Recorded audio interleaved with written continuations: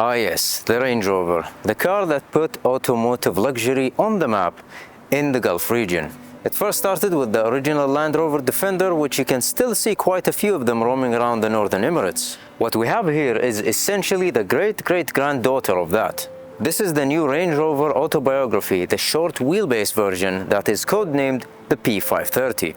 It uses the new generation's 4.4 V8 that is twin turbocharged. It pushes close to 530 horsepower with 750 Newton meters of torque. It also uses the 8-speed ZF transmission with low range and manages to deliver all the power through a clever all-wheel drive system.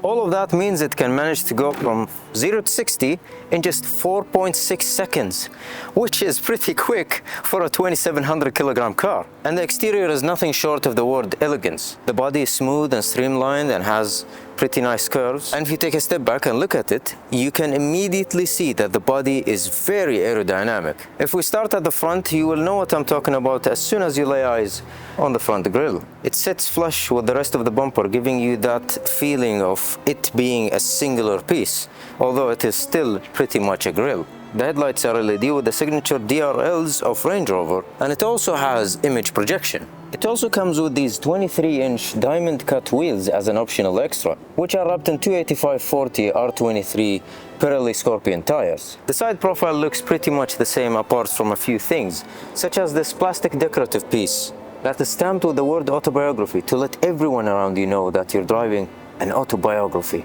You also get retractable door handles for extra aerodynamics on the road. The curvature starts at the quarter panel and meets the tailgate on a similar level. And I'm just trying to imagine it in white because this thing probably looks like an Orca on wheels, especially when you look at the fins at the top where you can find the rear view camera. The tailgate is pretty interesting as well. For starters, it's electric, obviously. And once it's open, you have another tailgate, which is electric, obviously, revealing the trunk space, which can fit whatever you want to fit, really. And if you're into, I don't know, towing, there is a small control panel on the right that controls the height of the car, as well as the controls for a towing bar. When you step into the interior, you'll see that it is full leather, and I do mean full leather. Seats, leather. Steering wheel, leather. Dashboard, leather. Glove box, leather. Doors, leather.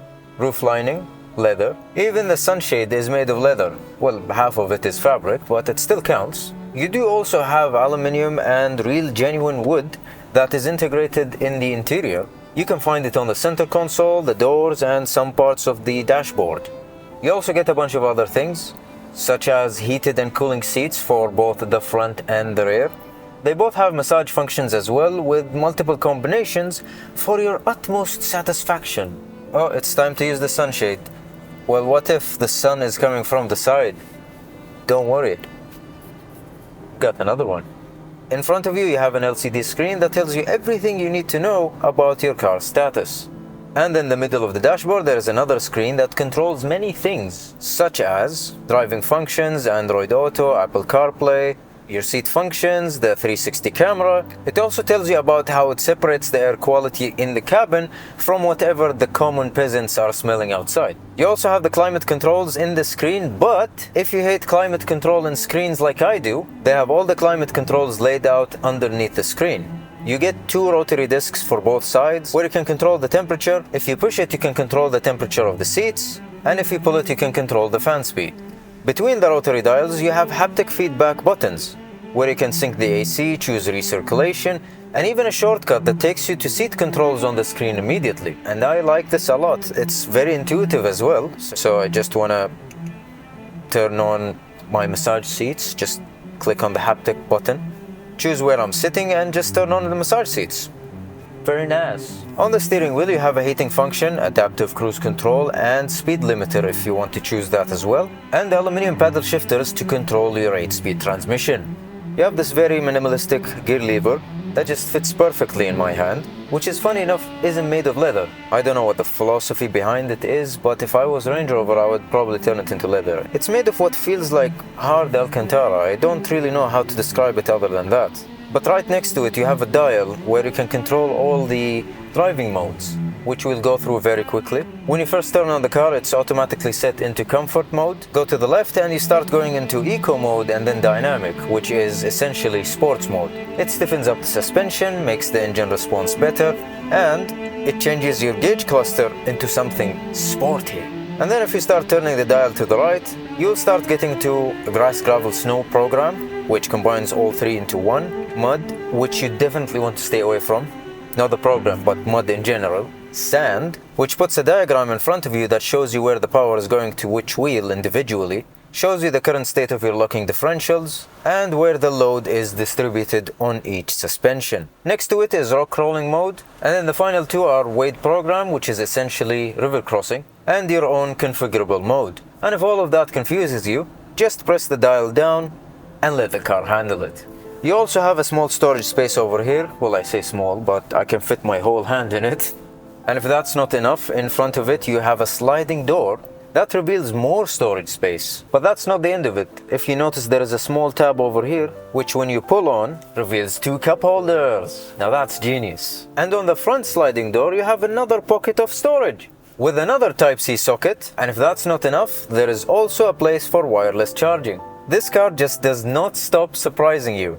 And if even that is not enough, swipe up on the screen that you have on the center console, press on seats, select your seat, adjust. The seat reclines completely. That seat goes all the way to the front, lowers the headrest for the driver to see, and then for you, it lowers a footrest. I can only imagine how good this is going to be in the long wheelbase version. And then to make you even more comfortable, activate massage seats and the cooling seats. And oh boy, you are in a world of happiness. And if you want to get even more comfortable, you can just cup the headrest onto your head. This is not a car review. This is just a demonstration of how much spoilage you can fit in a car.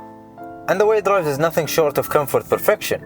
It is smooth on urban roads, it is smooth on the highway, and let's be fair, the seat plays the biggest part in comfort. But the tires and the suspension do a really good job of absorbing impact. Speed bump eats it, pothole devours it. Although don't drive into potholes, just try to avoid them. The engine does a really good job of moving this 2700 kilogram behemoth on the road. You really don't feel how heavy this car is. Although I do have one complaint. If you go to the wheel info menu on the screen, it automatically locks and unlocks both the center diff and the rear diff depending on how you're driving. And sometimes that can be uncomfortable because every time it locks there is a jerk, and every time it unlocks there is another jerk, which can get on your nerves, especially if you have a bit of OCD. And now we talk about money. At the time of writing this video, the Range Rover starts at 515,000 dirhams. It can go up to 700,000, and this vehicle specifically is the Autobiography. And I was told that this is the full option, which means it has all the optional extras. This goes for about 744,000 dirhams. It's a big lump of money. But if that lump of money for me was a small lump of money, and I was told to buy a luxury SUV, I would blindly go for this over anything else in the market. Not a G-Class, not a Bentayga, not a Cullinan, nothing else. This offers far more value, and it gives you just the right amount of spoilage that you need in a car, while not compromising anything else. I wish if I can show the car in its everyday life scenario type of thing, but maybe it's just gonna be in another video if we ever get the car again. But as always, I want to know your thoughts about the car. Leave them down in the comments below, and if you enjoyed this episode, leave a like. Don't forget to subscribe and check out our other videos and other reviews. Thank you very much for watching. We'll see you in the next episode. YallaMotor.com is an online platform that provides buying and selling services of new and used cars. YallaMotor also has a massive encyclopedia of car specs and prices to compare vehicles that is continuously updated. In addition to a car insurance service including fully comprehensive and third-party vehicle insurance. A one-stop shop for all your automotive needs. YallaMotor.com